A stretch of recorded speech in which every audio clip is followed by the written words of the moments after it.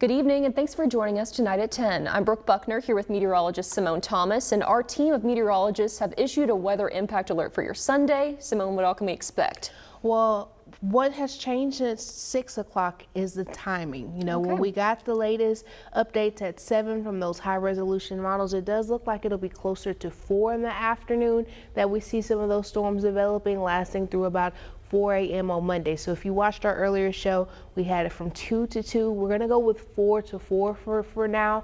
Again, all modes of severe weather are possible with this. So just as you get ready for bed tonight, make sure you have that plan for tomorrow and multiple ways to receive warnings. Now, before we even get to tomorrow's severe weather, we do have another round of rain that'll be moving into the state later tonight into tomorrow. You see that round of storms that's moving out of Oklahoma into the natural state around the 4 o'clock time frame, looking to decrease in strength as it moves further east into central Arkansas. But there is a slight risk of severe weather with this across some of northwest and extreme western Arkansas, mainly for the damaging wind and hail. So if some of those storms can hold together when it gets across that westernmost row of counties, don't be surprised if you see a severe thunderstorm warning early tomorrow morning, but that is not associated with the bigger threat we're tracking tomorrow evening. More details on that in the week ahead are coming up in that 11-day outlook.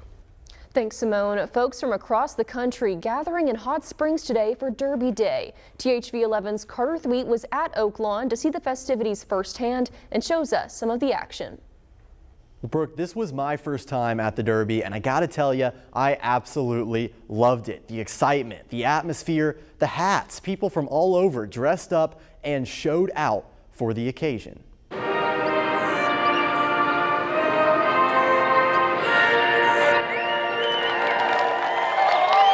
Last year we had 60,000. The year before we had 65,000. We are expecting more today, just kind of looking at the reservations. Chris Ho with Oaklawn says the Arkansas Derby continues to grow year after year. That comes as no surprise to Taylor Lewis from Little Rock, who says for her family, the Derby is a must. I have never missed the Derby in my entire life.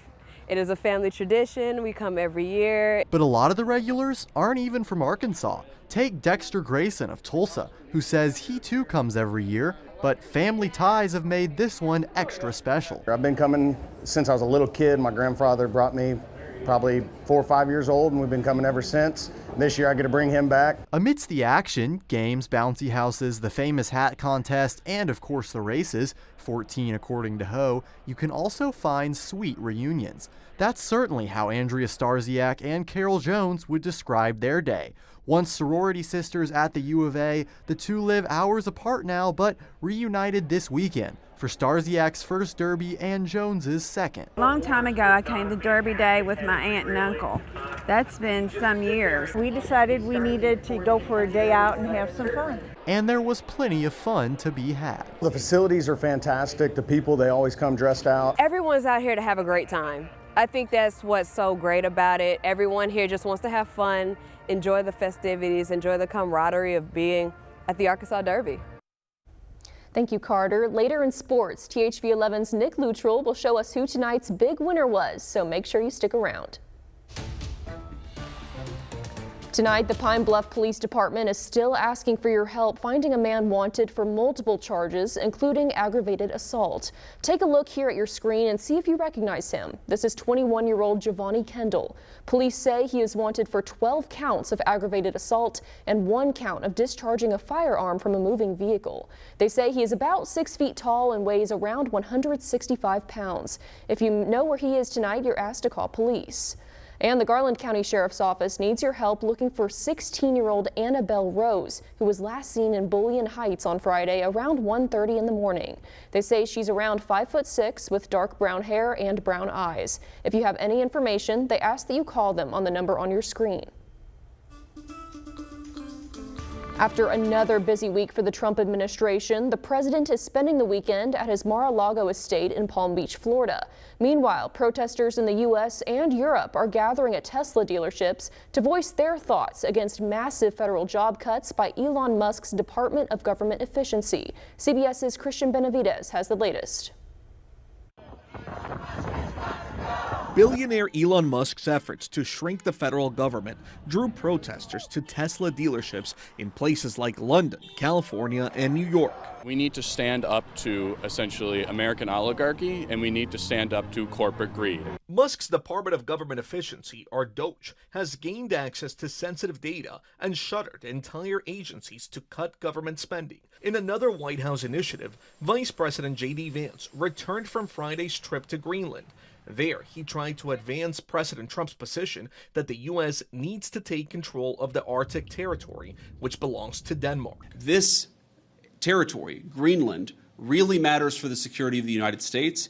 It's extremely vulnerable right now. And if the people of Greenland were willing to partner with the United States, and I think that they ultimately will partner with the United States, we could make them much more secure. Denmark's foreign minister posted a video on X saying his country respects that the U.S. needs a greater military presence in Greenland. We, Denmark and Greenland, are very much open to discussing this with you. As for a full takeover by the U.S., leaders of Denmark and Greenland have said the world's largest island is not for sale.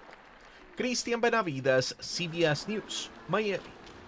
The top vaccine official with the FDA, Dr. Peter Marks, wrote in a letter Friday that he would resign and retire from his position next week. According to the Associated Press, Marks criticized Health and Human Service Secretary Robert F. Kennedy Jr. for allowing, quote, misinformation and lies to guide his thinking behind the safety of vaccinations. Some across the country, however, are supporting the initiatives of the Trump administration. In response to the protests against DOGE, some across the country gathered to support the efforts made to slash government spending. I'm just trying to show my support for what the country's trying to, do at this point in time. They're trying to turn things around, and I just wanted to show my support since, they've been here for 4 weeks doing this all by themselves with no counter protest.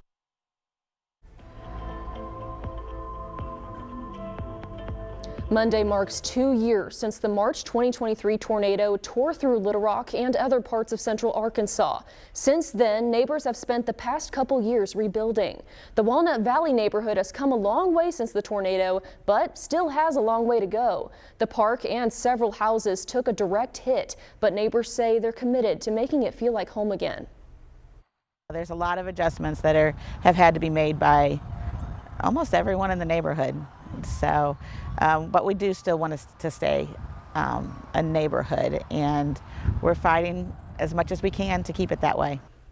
The Neighborhood Association is planning an Easter egg hunt in the park for the first time since the tornado and needs the community's help to make it happen. You can find ways to donate on our website, thv11.com. Funland Amusement Park reopened just in time for spring break. The park also needed to be rebuilt after suffering serious damage from the same tornado. It's been closed ever since, but now, thanks to an investment of more than $3 million from the city, Funland is now restored. THV11's photojournalist Danny Moore shows us the sights and sounds of a day in Burns Park. The Burns Park was originated in 1957. And had a bunch of rides, and I'm sure, the helicopter ride, carousel, the typical amusement park, that kind of stuff. And then after the tornado hit on March 31st, soon to be 2 years ago, we've decided to go with a playground and a splash pad.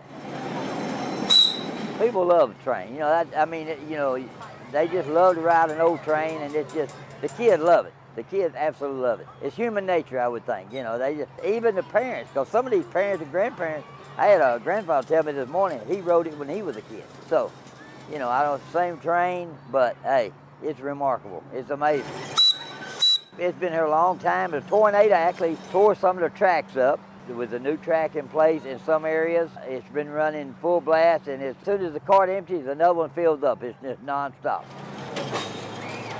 These cars and motorcycles and the helicopter and the space shuttle were original, probably from the 60s, that was actually rides out here, and we wanted something that the grandparents could come out and say, hey, I rode this when I was a kid, and it would kind of be a good photo op for the, the parents and the grandparents. It's just top of the line. It's the newest thing out, with the climbing net walk, and it's just all exclusive to the kids.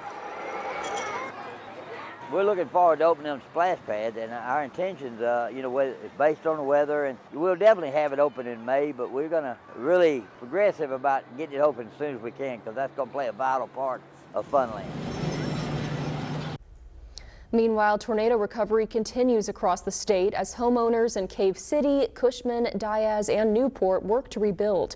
And the Arkansas Realtors Association wants to help. The group is providing up to $300,000 in relief grants for those impacted to help with housing-related expenses like repairs and lease payments. We know that when devastation strikes, especially when it strikes your home, it can be really destabilizing. And so we want to show up and do whatever we can to help provide a little bit of stability and a little bit of relief during those times. If you're interested in applying for a grant, you can find the application on arkansasrealtors.com. All right, the areas shaded in orange and red on this map have the highest chance of seeing that severe weather tomorrow evening and overnight. That does include northeast Arkansas, portions of central and southeastern Arkansas. So make sure you have multiple ways to receive warnings and a plan as we head into tomorrow. More details on this event as well as some more rain coming up later this week are right after the break in your 11-day outlook. And a Little Rock staple has closed its doors. The history it left behind and what's next for the owners after 28 years of service. And a reminder that with the threat of severe weather, you can download our app THV11 Plus right now on your TV for free for all the latest news and weather updates. We also have a lot of original content you can watch on the app. THV11 News at 10 is back in 2.5 minutes.